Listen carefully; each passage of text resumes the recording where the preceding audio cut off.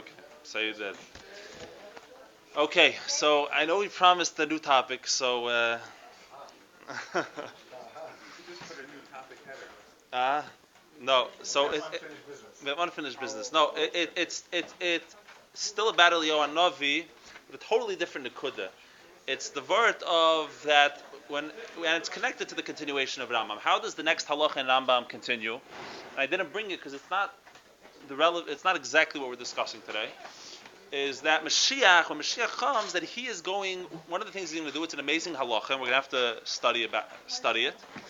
Is that Moshiach is going to be miyachis all the yidden, every shevet. Everyone's going to get their shevet. He's going to be miyachis the kohanim, and he's going to be miyachis the leviim. And that's what Moshiach is going to do with Beruach HaKodesh, Tanuach Halav, which is going to be shayed on him. That's what he's going to do. And of course, it's very relevant for Moshiach, for Shleimus HaTeira B'Mitzvah, the completion of Teira Mitzvahs, because the Kohanim to serve in the Beis HaMikdash, Kohanim Yuchasim B'Chulu, Leviim, and even Klal Yisrael, even knowing which Shevet you are, is so critical and so vital for the Jewish people, for the Shleimus HaTeira B'Mitzvah, because unless every Shevet is living in their state, just like America has 50 states, there's states in Eretz Yisrael of different Shvatim, and Yidden are b'Yeshuvam, and that's how you have the Shleimus. You can have Yovel, the Jubilee, and many of the halachas of Torah. And that's Mashiach's job. But that has nothing to do with Mamzer and Psulim and so on and so forth. That is more associated with Eliyahu Hanavi to make those decisions regarding people who were forced their way into the Jewish community through money and power, and so on and so forth. And in general, but here we see halachic decisions being decided when Mashiach comes, and the question is, by what mechanism are these halachic decisions arrived at? We all know a famous rule, Torah loy b'shamayim hi. Torah is not in Shamayim.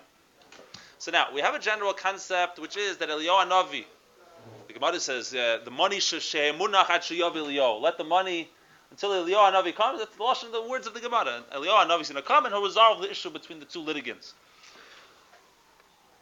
And the question arises, what do we mean? So now, generally speaking, when we say that Eliyahu Hanavi is going to answer questions, Teiku, which we quoted the famous types that it stands for, Tishbi, Taretz, Kushis, V'Abayis, that the Eliyahu Hanavi is going to answer our questions. Now you could say that Eliyahu Hanavi is a human being like any other human being. Lama Yigada, why should he be worse than anybody else? If he has an answer to offer, and he has the Kabbalah Mamish, a Talmud of Achia Shiloini, and he's the most brilliant Torah scholar around, and there's no reason why he shouldn't offer the answers. Can frag the Mashiach is going to be a Chacham Gadol Mishleima Melech. Why is it Eliyahu Hanavi answering the questions? But fine. Where did we see that Eliyahu Hanavi's job is to answer questions? Eliyahu will be around before. Oh, so you're saying earlier. And befrat, we don't know when it's going to be fulfilled, this promise that Mashiach is going to be a wise man, more wise than Shlomo HaMelech. We don't know when that moment's going to be fulfilled, because clearly it's not a condition right away. When a guy arrives, he has to be smarter than Shlomo HaMelech. The biggest Raya is Bar Kochva. He wasn't smarter than Shlomo HaMelech. So why didn't that disqualify him off the bat? Because who said it happens?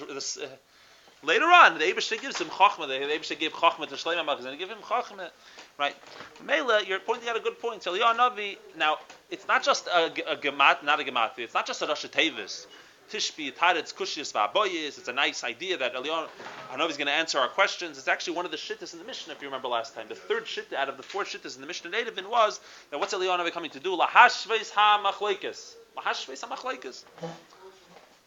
Lahashveis ha-machlekes. Now, of course, every pshat in the Mishnah over there, like we learned from the Rebbe, is going to happen.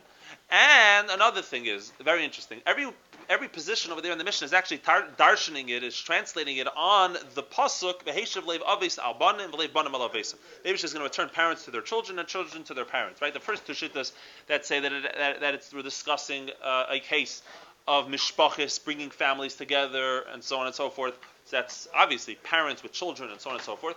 What is the meaning, though, according to the Pshat, lahashveis hamachlekes? What does it mean to return parents to their children and children to their parents?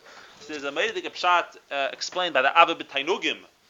Ava B'Tainugim is a sefer written a few hundred years ago. It's the Zayda of the Chidah, right? The Baal Chesed LaAvram, the one who Chesed LaAvram. Many, Kama in Yonim of Teiras HaChassidus are miyusid, actually on the Chesed LaAvram. the Rebbe explains it in a sikh in the early mems, in the early 80s, how he was the most amazing, one of the most amazing Kabbalahs for him, because he brought together the shit. He was a Talmud both of the Ramak, Kabbalah's Haramak, and Kabbalah's Harizal, which have two different ideologies, and he brought the schools together, and that's why Lubavitch, that's why Chabad and Chassidus take so much from there. Agav, one of the letters in the Geniza HaChersonis, the letters printed in Atomim, the Maggid tells the Alter Rebbe that you should learn the Chesed Avram. Make sure to learn Chesed Avram, and everything's going to start making more sense to you. Maybe it's going to light up your eyes. So, one of the kashas on the Geniza, there's a million kashas, and each one could be for Emford and discussed. I don't know if you guys are even familiar with what I'm talking about, but in any event, no, you're not familiar. Fine. So it's just a negate. One of the questions people had in the Geniza was, this is one of the... Many people in the world outside of Lubavitch think that the thing's a total forgery, the entire thing. Right? There's a verse. So the question was, the guy says that it's just totally made up. Since when is Chesed Avram such a random sefer? Who's Gehet Gevarin? The Maggid's telling the Alter Rebbe, learn Chesed Avram, and it's going to change your life and everything. But then, Befedish, it's actually a very Yisayistic sefer, like the Rebbe's Masber in the Mems. Not only the Rebbe's Masber, we actually found in the 1990s, it's an early sefer from the Tfus of the Chesed Avram from the 1860s, where he writes that he heard an enikol of one of the people, one of the Chabad Chassidim in Eretz Yisrael. He says that he heard from his Zayda that the Alter Rebbe would tell his Chassidim B'chlal to learn Chesed Avram. So, in any event, now that we have a background who this person is, so his last name's Azulai, because he was the Zayda of the Chidah. So the Ava b'Tainugim. So he's Masber. What's the Hashvei Samachlekes? He says you bring the parents back to their children. Parents are the teachers. Talmidim are the children are like the Talmidim. So he says like this: Yesh b'divrei harishayim kushiyas shelo yadu ha'achreinim letaretz ba'ad harishayim shum tiretz klal. There are things which are written in the Rishayim that we the achreinim or the achreinim have no way of have been metaretz ba'adam on their behalf. They can't understand. How could the Rishon write this? They don't understand what's pshat in the Rishon, the early commentaries. And ubezeh yesh tsar l'rishonim shehem avis. The avis are bitsar. The bitsar that you don't even know what I'm trying to say. And so that's pshat. What it means, you return the parents to their children. That and what's the reverse? That they're Heshav Leiv Avay, and what means Heshav Leiv Avay is that they're going to answer their questions, and the Rishonim won't have any tsar anymore. So you return Heshav Leiv Avay, so you return the parents back to their children. And the same thing with the reverse. What it means to turn their children to their parents is because that there are some bias usveikis. There's some questions that arise, and it's chadshu la'achreinim. There's things that arise, situations, scenarios, ideas, new questions, which arise for the Achreinim, and we don't know what the Rishonim would say on the topic. We don't know. And it's not pshat, we just don't know. And the reason why the Rishonim never discussed it is because it was never even a question for them. It was so obvious to them the answer. And we're like stuck because all of a sudden, we're like out of the Messiah almost. Like something which was so obvious to the Rishonim, all of a sudden we don't know what to do, and that's what it means. It returns us to them that just like they didn't have a suffix, we won't have a suffix either, and this gives us tremendous tsar, and that's what it's coming to resolve. And he finishes off. The Rebbe brings this all. That's not IQ. We're talking about Eliyahu Hanavi, Hashvis Machlekes, and the Abba B'Tainugim says that's pshat the lashon tishbi yitaretz kushyois va'aboyis. Kushya means a kasha. Iboya means a shaila. Like what's pshat? So kushyas is the questions that we have on the Rishayim we don't understand, and abayis is that we don't know what to do. So those are the two expressions. Yeah. So fine. So all these things, obviously, the question doesn't arise of Taylor Bashamayim. Eliyahu is going to come and join us. Now, by the way, from them is verstandig how important it is that before Moshiach comes to have a few questions ready. And under the Verter, it shouldn't be like Eliyahu has nothing to do because no one's interested, no one's bothered by these questions. And many times we want to skip over a shvere sugya or a difficult rishon. Why do I have to get lost in a rishon that I don't understand? Let me go. But on the other hand, there's a certain geschmakai dafke, the heart of it, with a rishon that doesn't make any sense. Because you're getting into this Indian that The Rishon is bothered that you don't understand what he means, and you're bothered and you can't sleep at night, because how could the Rishon write this, and what is he trying to say, and what's wrong with him? How could he not think? How could he say such a thing? Right? And then your mamish becoming one with the mind. That's how you get bothered by a shot in the Rishon. Then maybe Eliyahu Hanavi will be zeicha, Moshiach will come, and you'll have a conversation. And Eliyahu Hanavi, it's geschmack. Fine. How many takers are there? Amen. Can you not? Fine. Akapanim. Halavai, which is zeicha. What? How many takers are there in the Gemara? That's a good question. I don't know. It should be busy for a while. Why do you need Eliyahu Hanavi for this one? Why can't you have the case amazing that Rishon will tell you the answer? That who will tell you? Oh, the Rishon himself. Why do you need Eliyahu Hanavi for that? The former Moshiach has Kufa Aleph, Kufa Beis. It's a good question. It's a good question. I don't have fully how it works. Someone else asked that Moshiach should answer our questions. I brought it up also. I'm saying, what the Seder is. Fine, you know what I'm saying. Fine. And Bachlal, it's not so posh that it happens right away. You're saying tzaddikim. You're saying if it's Rishayim, it's tzaddikim. Tzaddikim rise right away. It's a good question. Fine. But how do we deal with the question of being mekadev and merachik people? So there's a very famous answer from the Maratz Chayes. The Maratz Chayes gives the classical answer. What's the classical answer? That it's bitter hamitzias. It's bitter hamitzias. He's not going to tell you the halacha. He's telling you what happened, the reality. You want to know who the money belongs to? I happen to know who the money belongs to. It belongs to that guy. It's not Torah, it's a shayla of what happened. Did you loan him the money or didn't you loan him the money? Right? Over here also. Was this person intimate with that person? These are shaylas of Metzius. It's not a shayla in halach. It's not a halachic question which is based on reasoning. It's a question, what happened and what didn't happen. Birur hametzius. That's how the Maratz Chayes wants to. Why is he stronger than one age? I mean, halach has parameters. Very good kasha. Very good kasha. The Rebbe is bothered by this tremendously. This answer. The Rebbe in the Rebbe Sikh in Tashem Mem Vav Tishtei, the Rebbe is tremendously bothered. The Rebbe says, I don't understand. Like you're saying, 1-8, the Geder of Torah said, Torah has parameters, that in this scenario, you follow Chazakeh, you follow Hamitzim Chaver Olavaraya. It's not we don't know what to do, and the suffix remains L'Olam Vod. When there's a suffix, Torah has a psak, what to do. The famous dugma that the Rebbe brings in from Masechta Sukkot Daf Yudalid is if you have boards, we know in HaTeira, boards work to make a sukkah, right? Even if they're nisarim, right? But the Chum made a gzeira because you might end up using the boards of your house. It has to be made specially for the sukkah. So you're not allowed to use boards. Unless they're very thin. They're less than a certain amount of tefachim. I don't remember how many. Maybe less than... Anyone remembers? Less than 4 tefachim or 3 tefachim? I think less than 4 tefachim. In any event, the shaila is, what happens if it's 4 tefachim, but you turn it on its side? You put it so it's less than 4 tefachim now. So the halach is, right? Shepudin shamatach, right? We said it's like kishepudin shamatachas. That's the psak of the Gemara, right? You have to treat it like metal bars, whatever. That's what it is. But the shaila is, what happens if you turn it on its side? And the halach is that it has a din of aser be'etzim.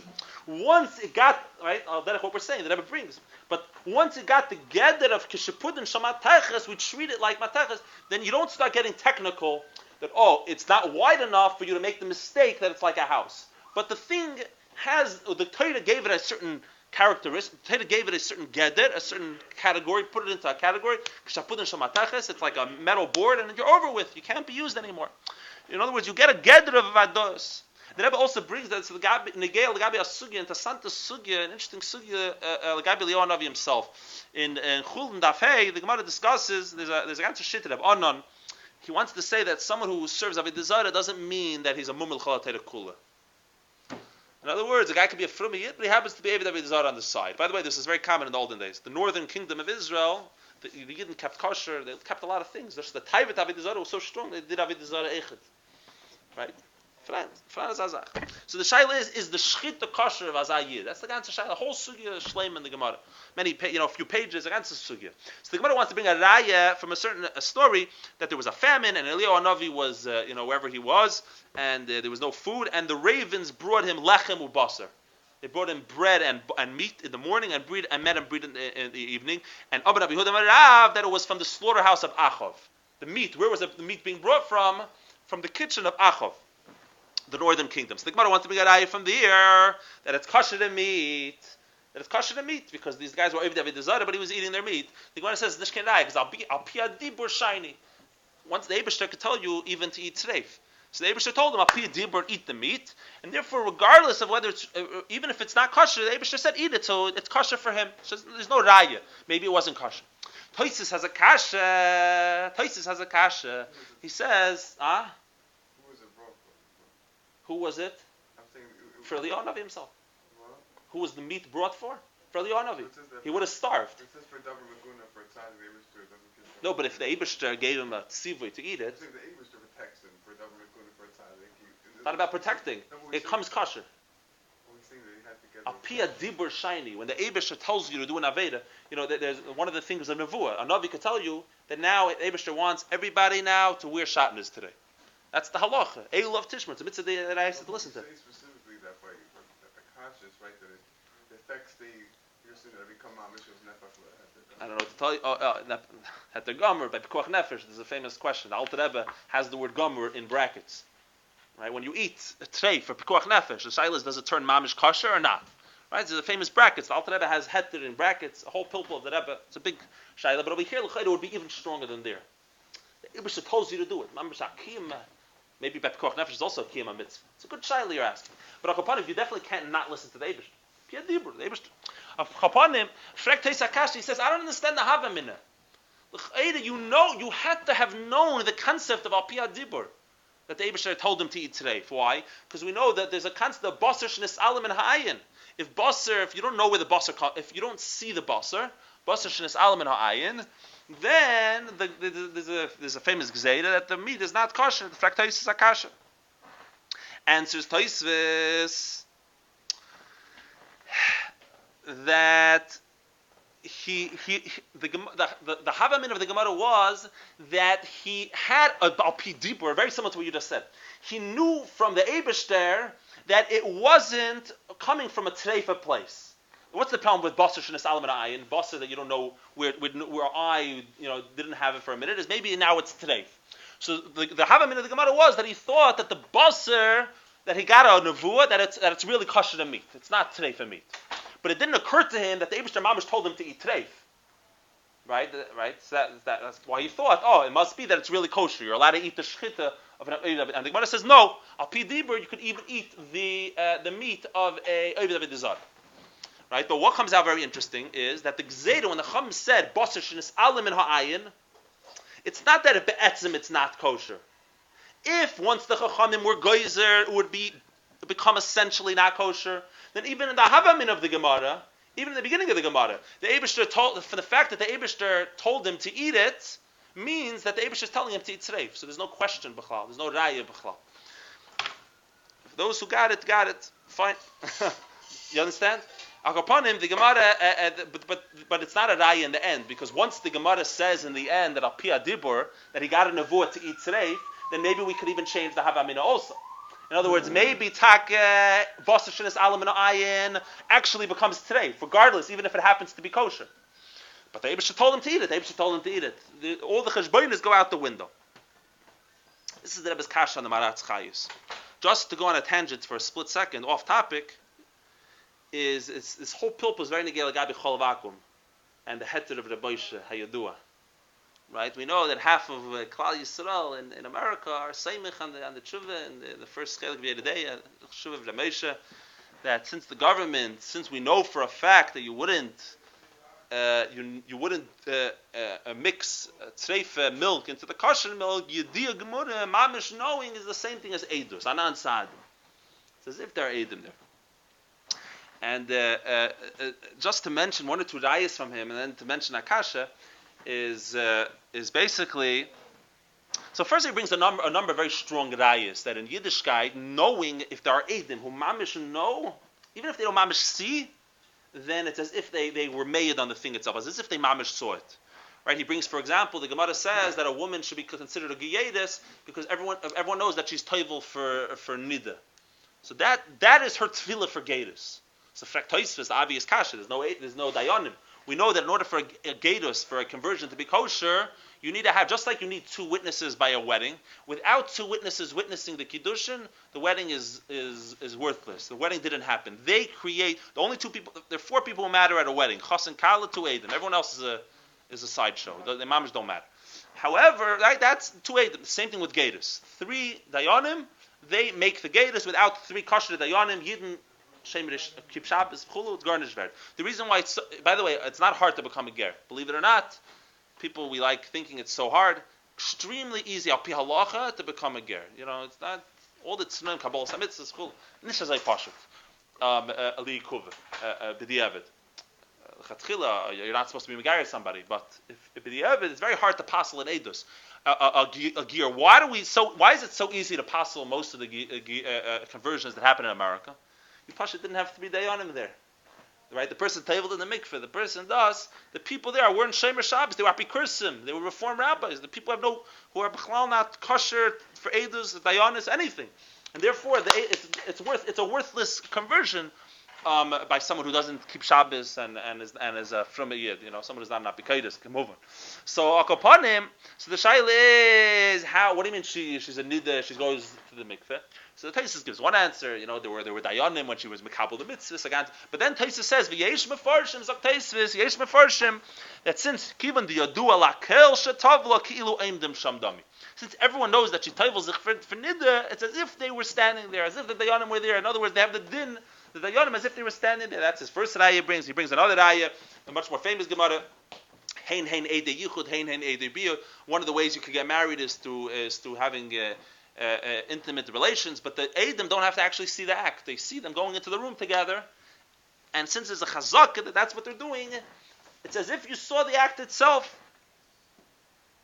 And he brings it so far from a gemara in Ksubis Daf Ayin Gimel that Imamish, as if you saw it, he says that even if we're not sure, first of all, they go in, you have to assume that they did the act, which is already not Yediyah Gemara, but Mistama, right? Because most of the times.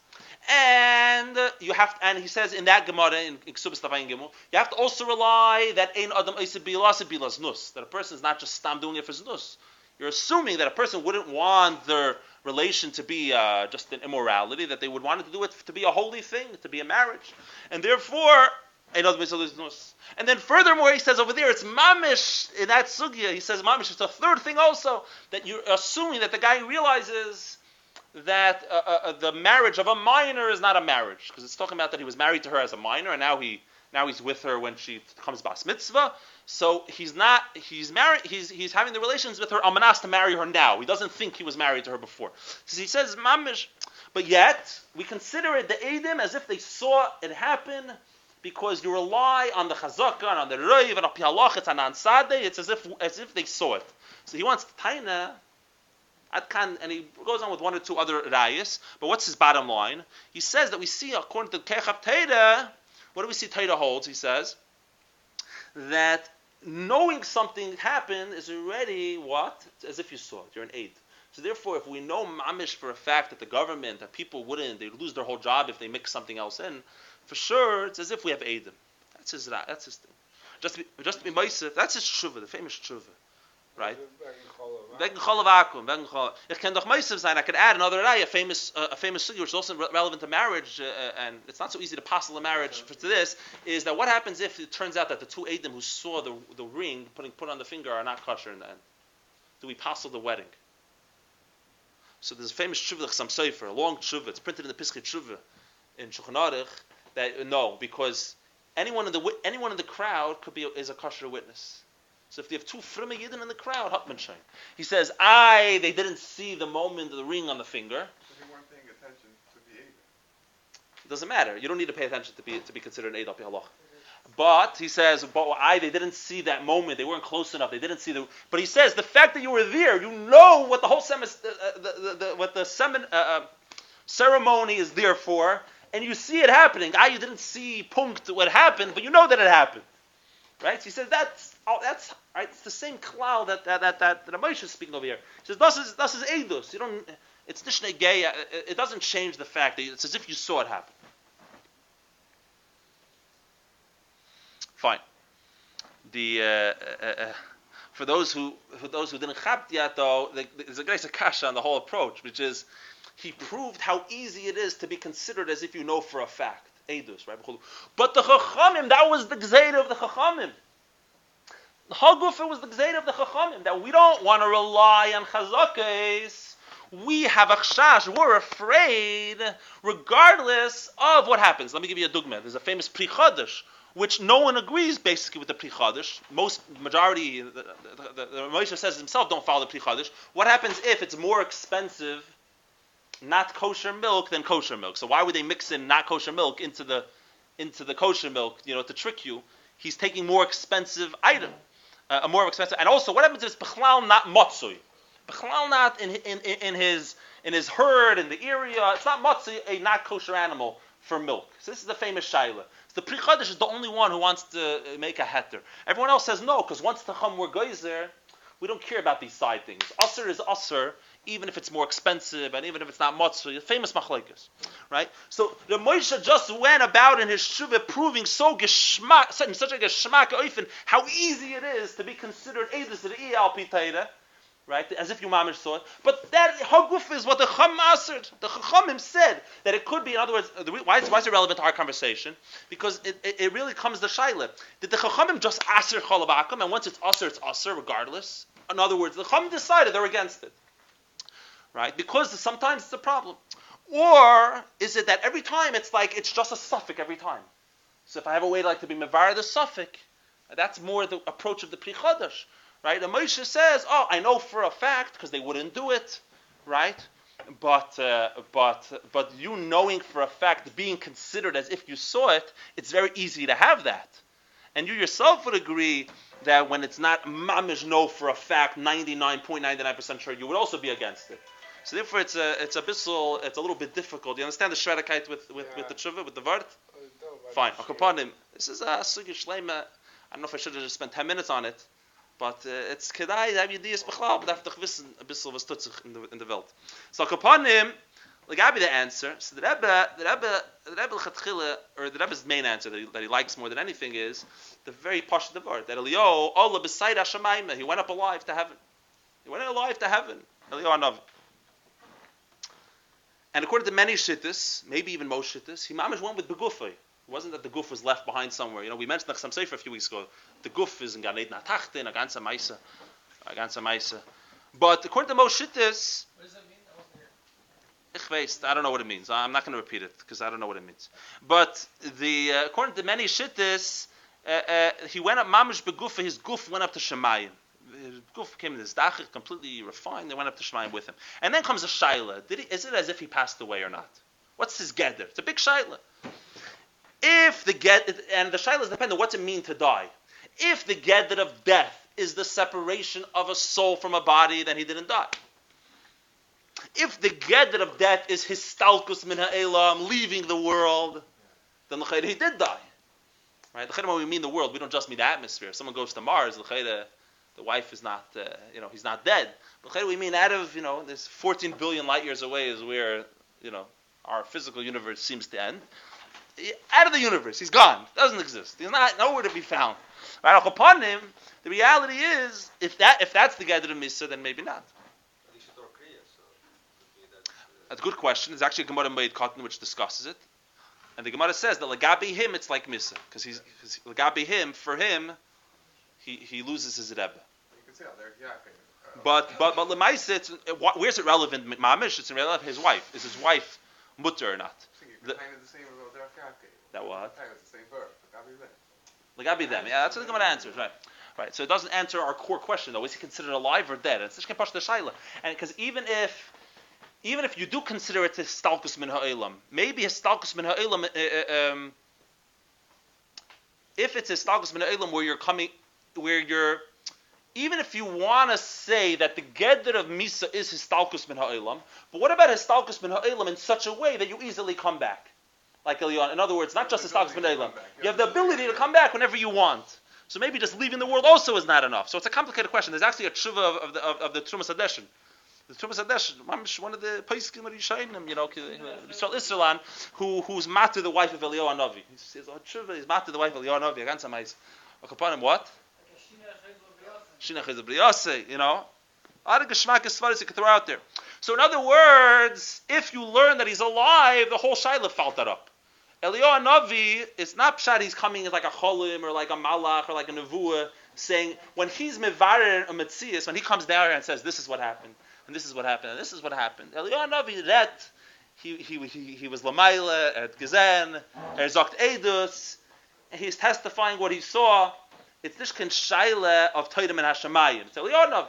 That's why Eliyahu Hanavi is such a core figure in Jewish history. We need to have this guy Eliyahu Hanavi. What do you mean? How does that answer? The same thing you say about Navi. You, a physical being, if he gets begetted in abuse, he can't give sak and tear. No, but he saw it. So what? He saw this woman being boil. This guy. You're saying while he was Bashamayim, or he saw the guy? Yeah. Either way. If he was alive, if he's considered alive in Shemayim, who cares? He saw it. I'm saying, first of all, how does that? That's the whole shaila we're discussing. Are you considered alive when he's in Shemayim? If he's considered alive, his neshama never left his body, so he saw. So you're answering to be able to take away all these tape. You're saying all these mitzias and what happened with the Mitziasin, that's what we're here to answer. But He saw the mitzias. how does that answer the original question? That was saying you have It's Leba Shemayim here. I know, but this is part of the Gedder of Torah, that if there's an aid, he could be made. One aid, but it's one aid. Most of these inyanim, one aid doesn't help you take care of the issue. This is a pashut. Typical money, let's say. This is a pashut. You're asking a good question, but this is a pashut. If the Gedder, for example, if you look in the Rambam, actually a dayan could rely on one aid. He says that we made a takana already over 1,000 years ago not to rely on this anymore, because dayanim aren't the madrega they used to be. But there's such a concept that if you're soymech on an aid, you're able to be soymech on an aid. But that's for doing the numbers. What about the Isuri, like Vio or whatever? Eidachanam b'yisurin. No, not to establish. That's to establish. Once you say this piece is trade. Sure. Not to establish. Not to establish what? You're getting into detail. You're asking a good question. But you're getting into pratim, and I think those pratim can be dealt with. But I want to finish off the shir, and okay. So now going with the derech that the Mishnah has a machloikas, in the end the Rebbe says they all agree. But going with the derech machloikas, the other shitta would have to say what you're saying. The other shitta says that Eliyahu Hanavi is not coming to lahashvis machloikas. He's coming to bring shalom to the world and so on. And what's his problem? Because he feels that the guy's taka. It's a little bit different than what you're saying. He feels that he's like he's nish from the Welt. He's a malach and does. And even if he comes back to our world, it's like tchis hamesim. It's like a new person. And does. Okay. But the Rebbe doesn't like learning that it's a machlekes there. Besides for everything we said last week that they're not really arguing, which is because the Rebbe feels that even if I hold that when he's in Shemayim he's like a malach, he's not considered a living human being.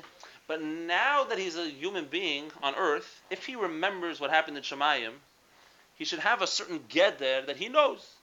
He knows what happened. He's able to give edus and testimony about what happened. For example, are you going to argue that when a person comes back with Tchiyas HaMesim, he can only paskin based on the information he picks up now, not what he picked up in a previous lifetime? Of course not. If something I remember from a previous lifetime, I'm able to repeat now that I'm alive. So over here also, l'chayda it's very difficult though, because l'chayda, if it's begeder edus, it's not begeder a logical svara. We're talking about testimony. You're giving testimony of what you saw when you were in a neshama, right? L'chayda, how does it work? So I don't know. Maybe it touches upon this whole pilpul we were discussing before, but Moshe and us, that maybe really the gedder of edus, maybe the very definition of testimony is knowledge. It doesn't really matter how you know it, but if you know for a fact, that is edus. But I don't know how that would work, because all the stories of the Baal Shem Tov, that he saw that she was an aguna, but he couldn't help her because there was no edus. You can't just because you see something with Ruach HaKodesh. That's part of the parameters of Torah. So that's what I'm saying. So we have to understand whether there's a way to square this circle. But the Rebbe wants in other words, now it's more understood. It's clear if you learn the Sichas Kodesh there. The Rebbe Taka likes the first way much, much better. He's much more comfortable with the opinion that Eliyahu Hanavi is a human being even in Shemayim. But he doesn't feel that it's a strong enough thing to say that the second opinion would totally reject it, that Eliyahu Hanavi can't say because he wasn't alive. He said it's not so simple. Maybe he could still paskin. And therefore the Rebbe feels that the second one does not disagree Batsim. The second one also agrees. The second opinion, who says that he's here to bring shalom to the world, also agrees that he's going to deal with those questions of who's a mamzer or mamzer, we said kibbin the itma. Once you're mixed in, you're mixed in. But other such questions, who was mixed in by force, and so on and so forth. And what's the second opinion coming to argue rather about? He's coming to argue that he's trying to say that this is not the inyan of Eliyahu Hanavi's coming, and therefore he says that if we're going to be zoicha, if Mashiach comes in a way of zachu, it's not going to be Eliyahu Hanavi who's going to deal with this. Someone else will deal with these questions. Answering kashyas lahashvis hamachloikas, to deal with questions of teiku tishbi taretz kasher. That's a schus. Who wouldn't want to be the one who has the schus to answer kashyas that everyone has in Torah, in the Rishonim, v'chulu v'chulu, right? But to answer who's a mamzer, who's nishkin mamzer, l'rachik u'lekarev, he says that this is not the inyan of Eliyahu Hanavi. If we're going to be Zeicha, Eliyahu Hanavi is not going to have to deal with that kind of. That's going to be done by someone else before him, another Navi, Chveis Nishvas. It's not his business. That's right. That, in other words, they're not coming to argue b'mitzias, though they both agree that technically Eliyahu Hanavi could deal with these questions. They're arguing whether that's the inyan. What's Eliyahu Hanavi coming for? And the Rambam, of course, taught us, like we learned last week, Ein Eliyahu ba ella loy l'rachik loy l'karev loy. The only reason he's coming, really, even though he's going to do all those things, he's coming, losim shalom ba'elam, and everything else is a sideshow. Whether it happens, doesn't happen. The Rebbe learns it's all going to happen. Eliyahu Hanavi is going to do it all, but that's not the inyan of Moshiach. Thank you very much. Moshiach now.